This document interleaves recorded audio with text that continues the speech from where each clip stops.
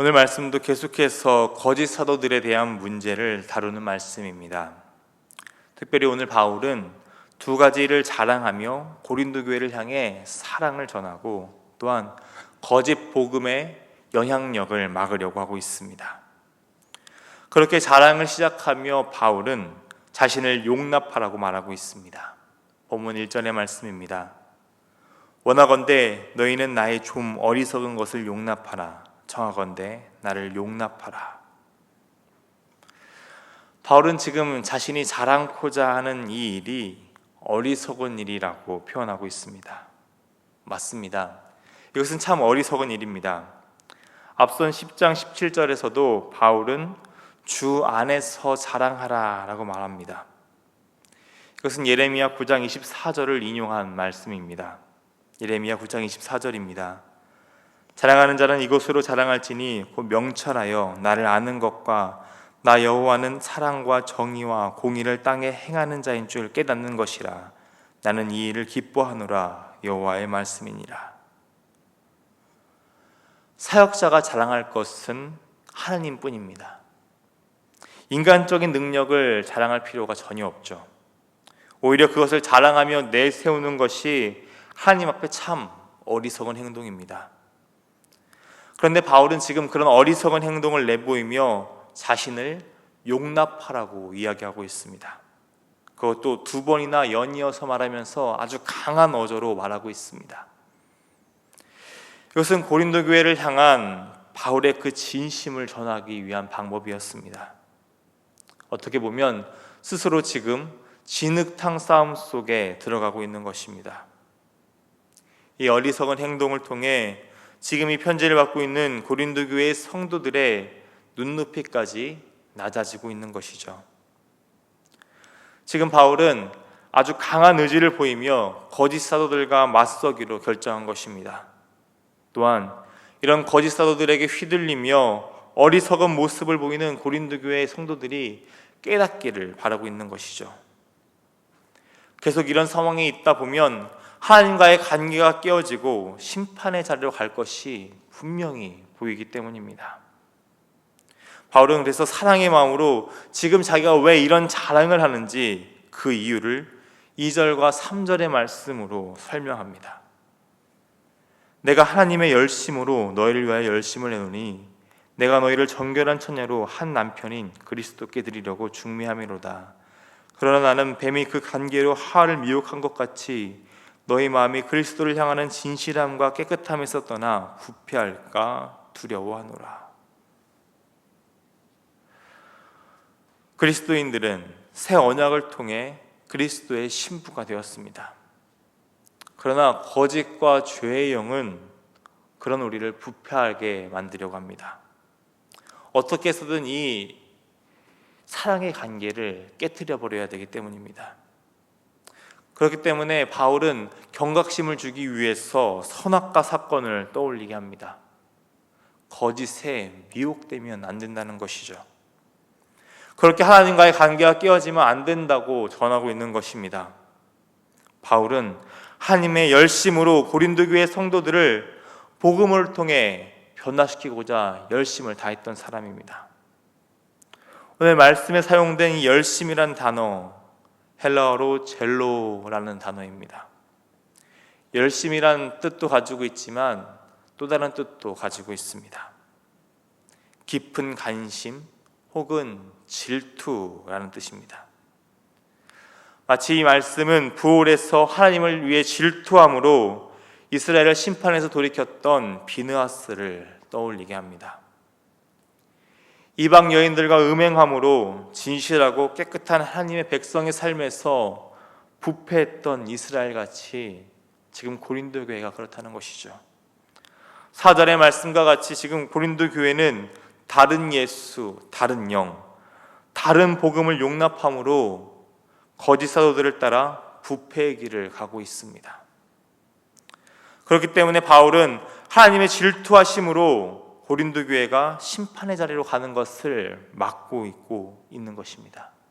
아주 깊은 관심을 계속해서 고린도 교회에 보이고 있는 것이죠. 하나님을 위하여 질투하고 있는 모습이 지금 그려지고 있습니다. 다시 하나님의 사람으로 하나님의 사랑을 받는 그 자리로 돌아오기를 간절히 바라고 있는 것이죠.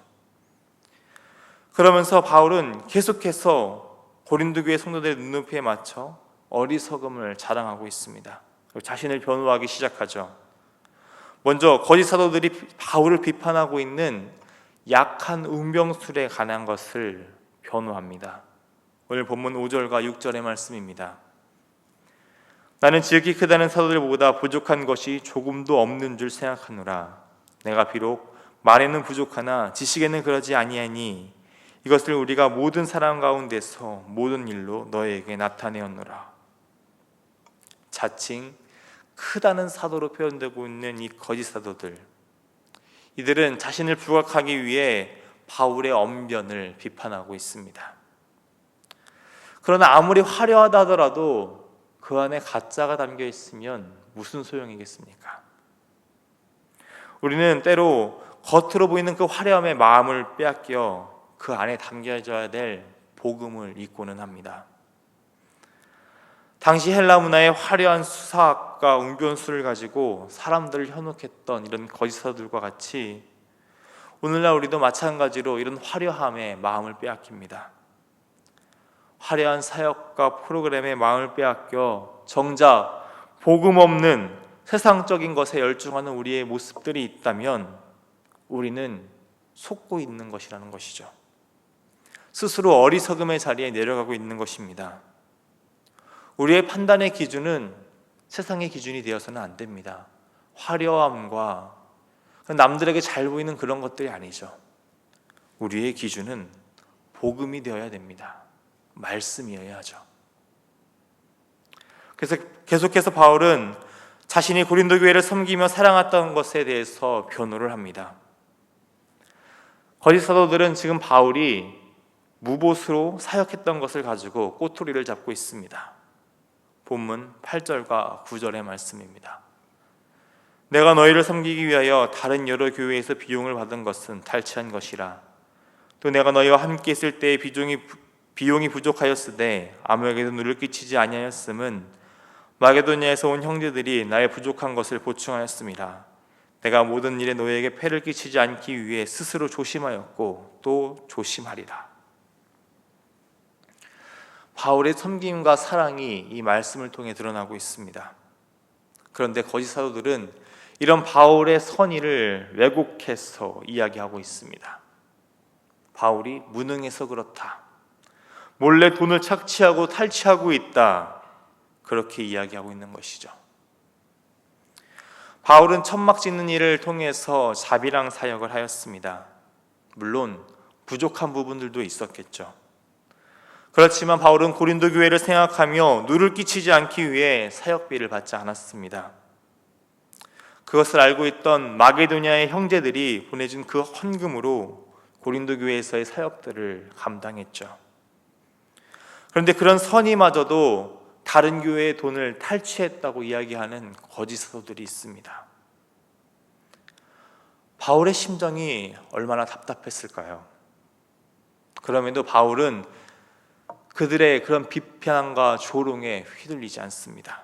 계속해서 이전과 같이 동일한 마음으로 사역하는 것을 멈추지 않겠다고 이야기합니다. 오늘 본문 12절의 말씀입니다. 나는 내가 해온 그대로 앞으로도 하리니 기회를 찾는 자들이 그 자랑하는 일로 우리와 같이 인정받으려는 그 기회를 끊으려 함이라. 바울은 자신의 했던 그 사랑과 섬김을 끊이지 않겠다고 이야기합니다. 그리고 하나님 앞에 복음을 전하며 십자가의 삶을 살아가는 것이 바울의 자랑이라고 말하고 있죠. 이것을 멈추지 않겠다고 고백합니다. 11절을 보면 여전히 고린도 교회를 사랑하겠다고 말합니다. 자신의 이 마음을 하나님께서 아시니 다른 사람이 아무리 오해를 해도 자신은 괜찮다고 이야기합니다. 그래서 지금 하나님께서는 자신의 이런 마음을 아시니까 스스로 거짓 사도들과 같이 어리석음의 자리에 내려가서 자신을 변호하고 자랑하는 것조차 마다하지 않습니다. 그러면서도 계속해서 바울은 고린도 교회가 분별하기를 원하고 있습니다. 그래서 계속해서 강하게 권면하고 있죠. 이런 사랑을 끊으려고 하는 거짓 사도들을 분별하라는 것입니다. 13절에서 15절의 말씀을 보면 거짓 사도들이 지금 어떻게 행동하고 있는지를 알 수 있습니다. 쉽게 말하면 양의 탈을 쓴 늑대라는 것이죠. 그리스도의 사도, 광명의 천사, 의의 일꾼으로 가장하고 있는 그들을 분별해야 된다는 것입니다. 거짓 사도들은 그들이 행한 그 죄를 그들이 행한 그대로 심판받게 될 것입니다. 또한 그들의 속임수에 빠져 다른 복음, 다른 영, 다른 예수를 받아들인다면 그에 동조하고 속은 사람들 역시 동일한 심판대에 서게 될 것이라고 바울은 경고하고 있는 것이죠. 바울은 오늘 말씀을 통해 고린도 교회가 옳은 길로 가게 하기 위해서 지금 스스로 어리석음을 자처하고 있습니다. 그런 어리석음에 내려가는 자신을 용납하라고 이야기하고 있죠. 성경은 말합니다. 하나님을 경외하는 것이 지혜의 근본이라고 말입니다. 하나님을 경외하는 자리에서 떠날 때 우리는 지혜 없음의 자리, 어리석음의 자리, 그리고 불신앙의 자리로 내려가게 됩니다. 그 자리에 내려가게 되면 세상의 어리석은 자랑의 마음을 빼앗기게 되죠. 다른 복음도 어느 정도 괜찮다고 생각하는 그런 헛된 여유가 생기게 됩니다. 세상의 기준으로 복음을 판단하고 왜곡된 기준을 가지게 되죠. 바울은 교회 가운데 결코 이것이 들어와서는 안 된다고 이야기하고 있는 것입니다. 그렇기 때문에 지금 자신의 어리석음을 용납하라며 고린도 교회를 통해 그 간절한 마음을, 자신의 진심을 전하고 있는 것이죠. 오늘 우리 또한 이런 바울의 진심을 진지하게 받아들여야 합니다. 우리는 하나님의 지혜로 충만해져야 됩니다. 그래서 거짓을 분별하고 이 어지럽고 혼탁한 세상 속에서 복음의 빛을 온전히 바라는 믿음의 사람들로 서야 합니다. 하나님의 지혜로 충만하여서 온전한 신앙의 길을 걷는 여러분이 되시기를 바랍니다. 그래서 지혜의 자리, 진리의 자리, 신앙의 자리에 바로 서서 주님의 신부로 분별된 삶의 자리를 살아가는 우리 모두가 되기를 주님의 이름으로 축원합니다. 기도하겠습니다. 지혜의 하나님, 오늘 우리가 하나님의 지혜로 충만하기를 간구하며 나아갑니다. 구하는 자에게 꾸짖지 않고 주시겠다고 약속하신 주님의 그 말씀을 의지하며 나아가오니 오늘 우리를 하나님의 지혜로 채워주옵소서. 그래서 이 어지러운 세상 속에서 분별된 삶을 살게 하옵소서. 헛된 것을 자랑하는 세상을 따르지 않으며 다른 복음을 말하는 세상의 속임수를 분별하고 겸손으로 섬기며 사랑하는 하나님의 사람으로 온전히 서게 하여 주옵소서. 그리스도의 정결한 신부가 되어 우리의 삶의 자리를 주님으로 채워가며 복음의 빛을 발하는 믿음의 사람들로 서는 은혜를 오늘 우리 가운데 허락하여 주옵소서. 사랑이 많으신 우리 주님 예수님의 이름으로 기도드립니다. 아멘.